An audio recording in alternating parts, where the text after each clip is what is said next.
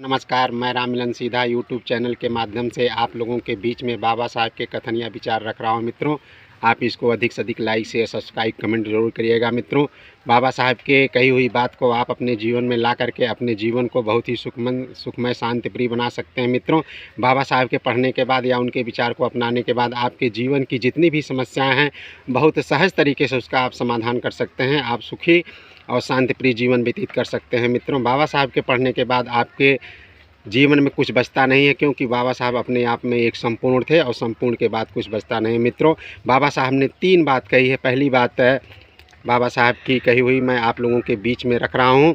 बाबा साहब ऐसे प्रतिभा एवं व्यक्तित्व के धनी थे। अन्याय के खिलाफ वो बहुत पुरजोर से कोशिश करते थे और जिसके साथ अन्याय हुआ है या हो रहा है उसको उस्काते थे और उसकी बात इतनी अच्छी से समझ में आ जाती थी, वह पंख लगा करके आसमान में उड़ जाता था। मित्रों, फिर वह कमर कस के अन्याय के साथ उठ खड़ा होता था लड़ने के लिए। आप भी ऐसे व्यक्तित्व के धनी बनिए, आप भी अपने अंदर ऐसा कुछ प्रतिभा पैदा करिए। मैं आप लोगों का सदा आभारी रहूँगा। बाबा साहब ने दूसरी बात कही है, समाज चाहे जैसा भी हो उसमें रह रहे, चाहे स्त्री हो या पुरुष, सबको समान हक होना चाहिए, सबको समान अधिकार होना चाहिए, ज़मीन में सबका हिस्सा होना चाहिए।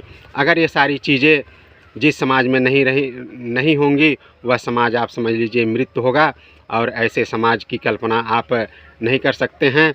बाबा साहब ने तीसरी बात कही है, व्यक्ति किसी पीड़ा से यदि ग्रसित है तो उसकी पीड़ा को आप जानने के लिए बार बार उसको उत्साहित नहीं करेंगे या प्रेरित नहीं करेंगे, क्योंकि अगर अपनी व्यथा को वो कहना चाहता है तो उसको और पीड़ा होगी, जो यह मानव धर्म या मानवता का पहचान नहीं है। मित्रों, इसी बात के साथ मैं आप लोगों को जय भीम, जय भारत, जय संविधान, नमो बुद्धाय बोलता हूँ।